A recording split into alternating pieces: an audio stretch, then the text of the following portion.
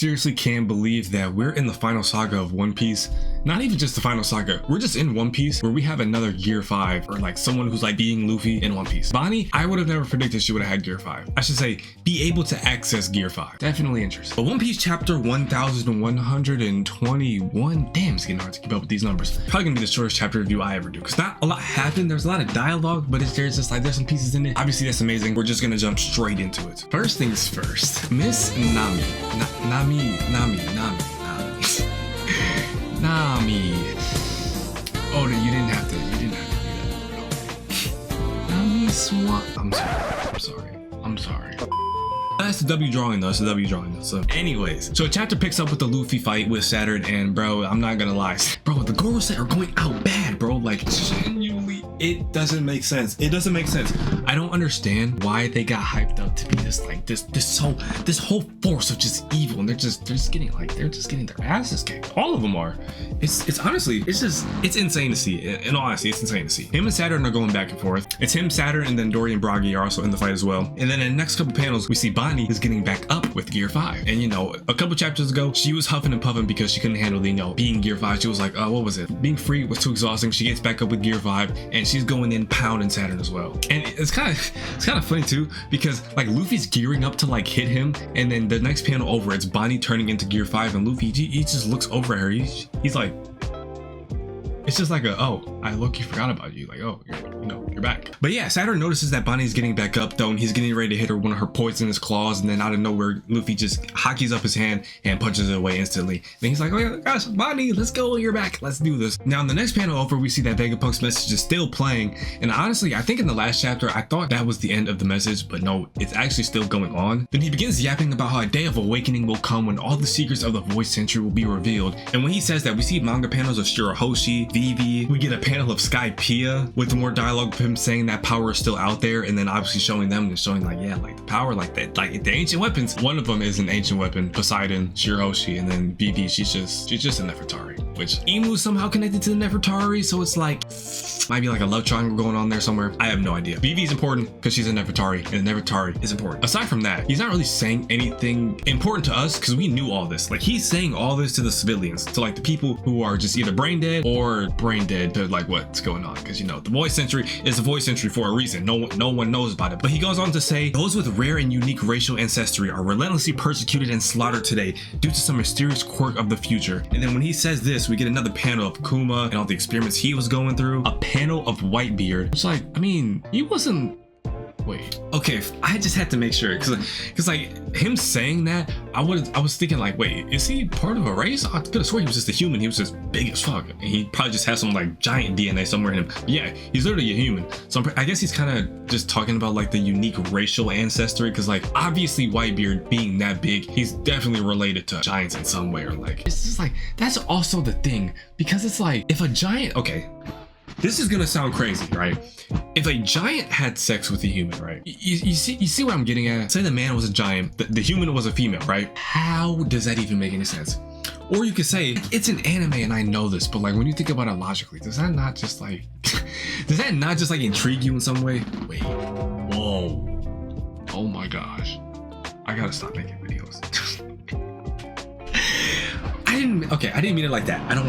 Obviously I don't want to see it, but it's just like, anyways, that's okay. Yeah, that's enough of that conversation. Yes, he's talking about all the different races, you know, Buccaneers, Lunarians, the three-eyed lady, cracker, cookie, pudding. It was Charlotte pudding, yes. But that's basically what he's referring to. All the different types of like, you know, genes, genetics, races, the unique ancestral qualities, you know, everything that's being wiped out from the world government. That's what he's kind of bringing it to. He's not saying the names of like the Lunarians, you know, the three-eyed girl, the Buccaneers. He's basically just saying like there's just unique sets of DNA out there, and it's like they've been wiped out in the void century. But we cut from that to Bonnie getting ready to gear up and punch Saturn right in the face, and her and Saturn are just going back and forth, and then Luffy's like, enough. Bonnie, I'm not gonna lie, the statement she just made, it genuinely like hit my soul, because she genuinely might have one of the worst backstories in all of One Piece.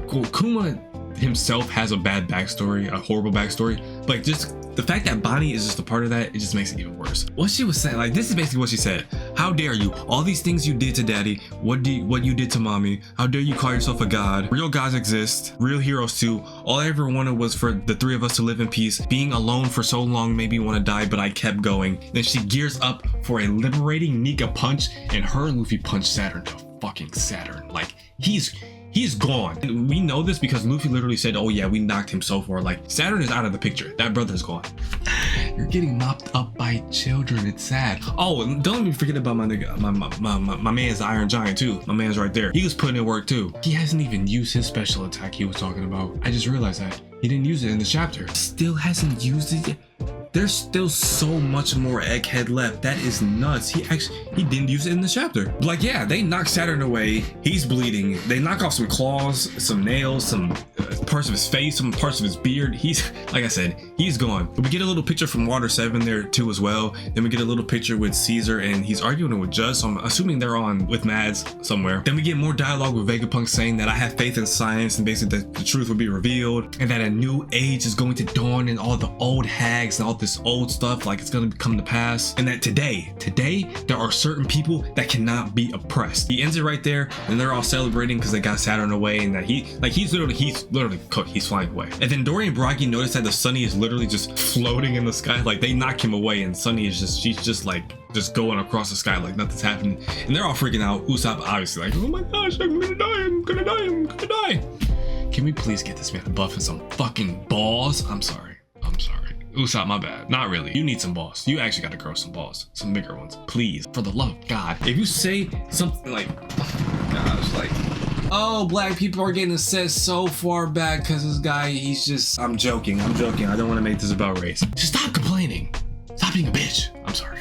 All right. Anyways. But yeah, Vegapunk goes on to say that there are certain individuals that are closer to the truth, and what he's referring to is the One Piece. And then he goes on to say, a coincidence, or did Roger set this all in motion when he was like, you know, my treasure, the One Piece is all there to go find it. And obviously, when we know that when he went and actually went to go and find the One Piece and he found it, he was like, oh, I came here too late. Kind of what he's referring to. It's like, he definitely did that for a reason, because if he was too late, that means he couldn't use whatever it is. He definitely had to do that on purpose. It wasn't just a coincidence. Then we get some more panels of everybody reacting to this. We see, you know, Rayleigh, he's in a bar, passed out drunk. We get another panel with some pirates reacting to what Vegapunk just said about Goldie Roger, and they're all like, yeah, the One Piece.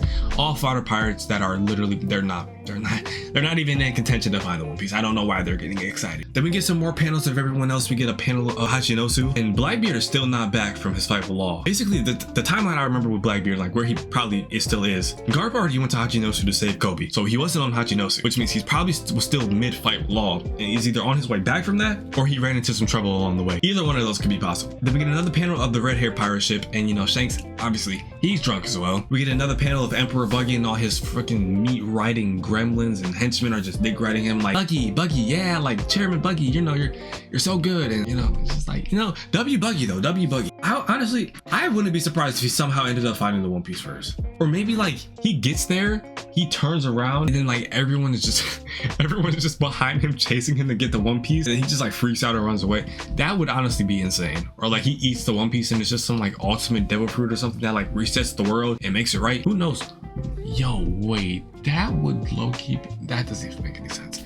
Anyways, then we also get a panel of Navy HQ, and then there's someone in there talking about there's no way we'll let this stand by, let's go and find it first. And so apparently, like, you know, the Marines, seems like the Marines might be getting involved in the One Piece race too, because like the outside looking in, obviously they're not spending all their resources to go and search for the One Piece, and especially with Vegapunk saying that the key to like, you know, everything is the One Piece and who gets their hand on the One Piece. That's what he says at the end of this chapter. He literally says the fate of this world will be decided by whoever finds it first, and that's what they're all reacting to. Okay, let's jump ahead to the end of the chapter first. So at the end of the chapter, we get this beautiful panel where it says, and it all depends on who finds the One Piece, and we're assuming that these are the contenders for who's finding the One Piece. So on this roster, we have Buggy D Clown, Blackbeard, Monkey D Luffy, Shanks, Sabo, Aokiji, Kobe, some guy who looks like a Figureland and a part of the Holy Knights, Dragon, a Kainu, Eam, and then there's this one person that we don't see. It's just in silhouette. He has a sword, somewhat of a pointy nose, and like a crimson chin type of chin. But he has a sword. I literally couldn't tell you who this is. But yeah, that's all the contenders for the One Piece right now. But back to what I was originally saying about like the Marines and how they could possibly go find it. Like if they were to find it, it wouldn't be like the actual like Marines. It would be